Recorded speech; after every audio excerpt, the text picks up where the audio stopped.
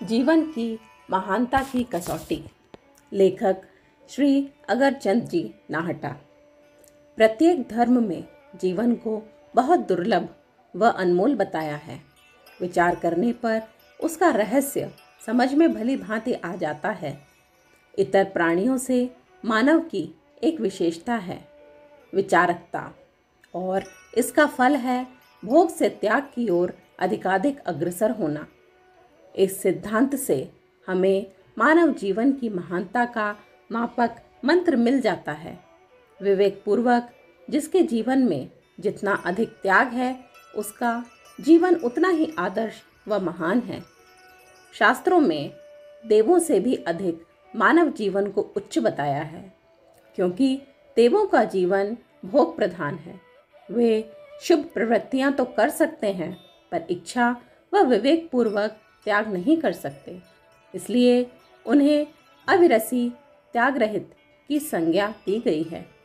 जगत के समस्त प्राणियों में मानव ही एक ऐसा प्राणी है जो जीवन का चरमोत्कर्ष मोक्ष प्राप्त कर सकता है। मानव के सिवाय कोई भी प्राणी मोक्ष मुक्ति का अधिकारी नहीं। मुक्त शब्द स्वयं ही हमें त्याग की महत्ता इंगित करता नजर आता है। मुक्ति किससे? बंधन से। बंधन का त्याग ही तो मोक्ष है, और बंधन भोग के द्वारा होता है।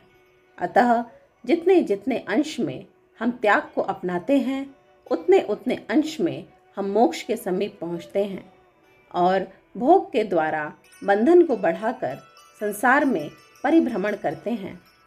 मानवेतर समस्त प्राणियों के जीवन पर दृष्टिपात करने पर वे निरंतर भोग के पंख में ही फंसे हुए नजर आते हैं।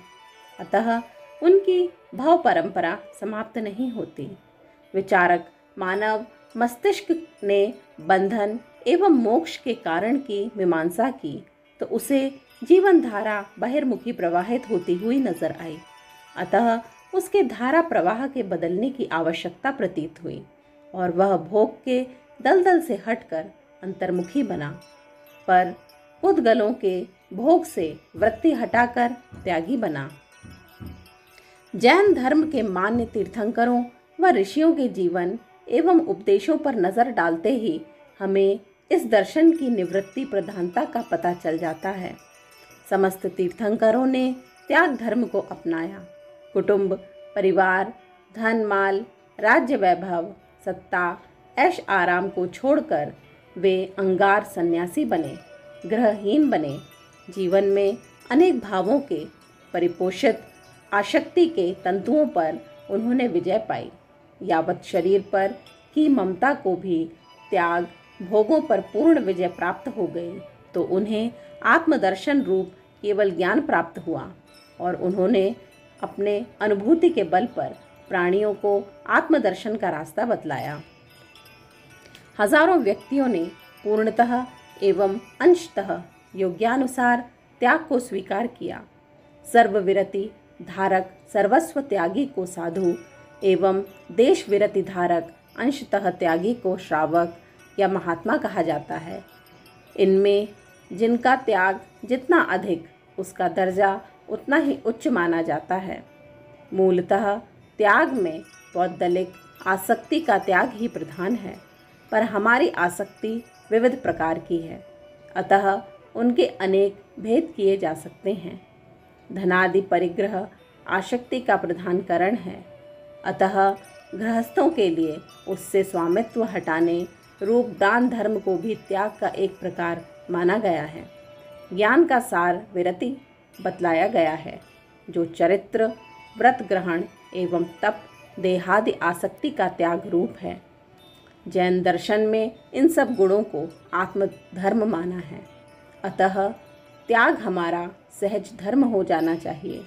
प्रति समय हम त्याग की ओर अग्रसर होते रहें, यही प्रत्येक मानव को परम धर्म है।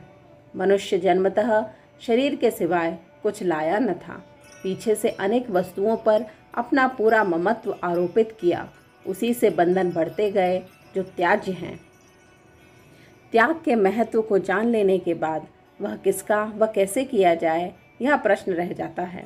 अतः संक्षेप में उसका भी यहाँ विचार कर लेना आवश्यक प्रतीत होता है।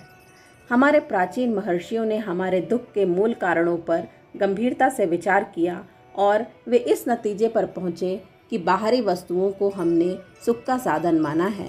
वास्तव में वही हमारी सबसे बड़ी भूल है। सुख का स्रोत भीतर है, बाहर नहीं। अतः बाह्य पदार्थों पर सुख की कल्पना अज्ञानतावश हुई है। अनंत काल से हमने बाहरी साधनों को इकट्ठा किया व भोगों पर उससे तृप्ति नहीं मिली, शांति प्राप्त नहीं हुई। अतः वह रास्ता सही न था। वह दीपक की भांति अनुभव से स्पष्ट हो जाता है। जितने ही पाप चाहें वे विचार, कथन व वर्तन किसी भी प्रकार के हों, सारे भोग के कारण ही होते हैं। हम हिंसा, मिथ्या भाषण, चोरी, अत्याचार करते हैं, सब भोग के लिए। ऐहिक स्वार्थ के लिए क्रोध, मान, माया, लोभ, कलह इत्यादि करते हैं। इन सब के पीछे हमारी अहंकार शक्ति ही कार्य कर रही है। अतः त्याग योग्य इन दुर्गुणों व दुर्वासनाओं का हमें सहज पता चल जाता है। संक्षेप में हिंसा, असत्य, चोरी, आलस्य, वाचालता, कुसंस्कार व व्यसन, यश कामना, अहम भाव, विषय, कषाय, दुर्भावना आदि जिन जिन भावों एवं कार्य को दुर्गुण व पाप माना जाता है, वे भी त्याग हैं और उनका त्याग ही धर्म है। अंतः निरीक्षण द्वारा हमें देखना है कि हमारा मन, वचन, काया की प्रवृत्ति में कहाँ कहाँ क्या खराबी है। हम में कौन कौन से बुरे विचार पैदा हुए, वचन का दुरुपयोग कहाँ कहाँ किया गया, शारीरिक क्रिया से हिंसादि कौन से असद कार्य हो गए। सूक्ष्म प्रज्ञा से हमें अपने दुर्गुणों को व दोषों को खोलना है और यथाशक्य उनके त्याग करने में जुट जाना है।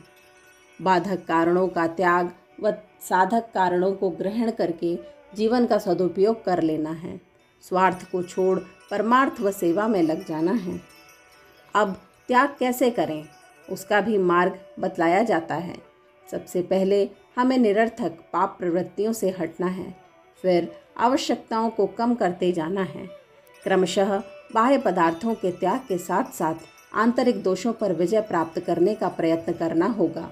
आसक्ति के बाद क्रमशः इच्छा व अहम भाव का त्याग कर देना है। इस प्रकार त्याग को बढ़ाते ही चले जाना है।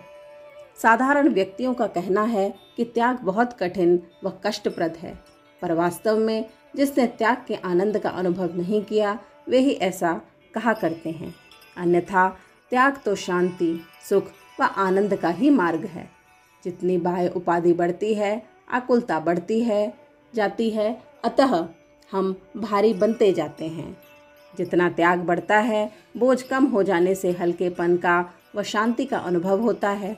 इसीलिए चक्रवर्ती से भी मुनि एवं योगी को अधिक सुखी बताया गया है। बाह्य दृष्टि से देखते हैं तो भी त्यागी के चरणों में भोगी झुकते हैं। भोगी त्यागी की महानता व अपनी दीनता का अनुभव करते हैं। त्यागी निस्पृह होते हैं, उन्हें भोगी से कुछ लेना नहीं होता, अतः स्वरूप में मस्त रहते हैं। जिन्होंने त्याग का वास्तविक अनुभव किया है, उनके सामने भोग के साधन अनायास उपस्थित होते रहते हैं, पर उनकी ओर उनकी रुचि ही नहीं होती। त्याग हमें कठिन लगता है, क्योंकि अनादिकाल के भोग के संस्कार हमें चक्कर में डाले हुए हैं।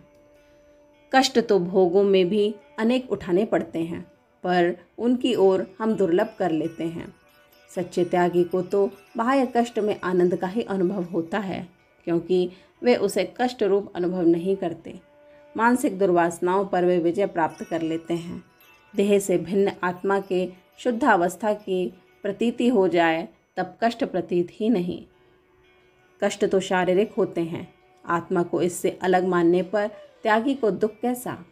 संक्षेप में पर भाव का त्याग कर स्वस्वरूप में स्थित हो जाना ही मानव जीवन का पूर्ण साफल्य है।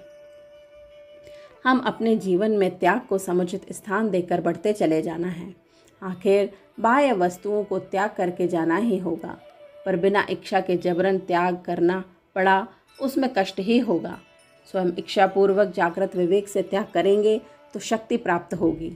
भोग में रहते हुए भी हमारा लक्ष्य त्याग की ओर होना चाहिए। वर्णाश्रम धर्म में गृहस्थाश्रम के बाद वानप्रस्थ में स्वार्थ का त्याग होता है, सेवामय जीवन की साधना होती है और अंत में संन्यास आश्रम में पूर्णतः त्याग को स्थान दिया गया है। अतः आसक्ति रहित सेवा करना एवं त्यागमय जीवन का आदर्श कभी नहीं भूलना चाहिए। शांति का एकमात्र उपाय विवेकपूर्वक त्याग ही है।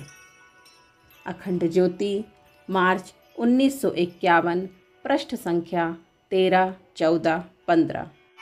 हमारे YouTube चैनल विचार क्रांति दूत अखंड ज्योति पत्रिका को सब्सक्राइब करें एवं अगली वीडियोस प्राप्त करने के लिए बेल आइकन दबाएं। धन्यवाद।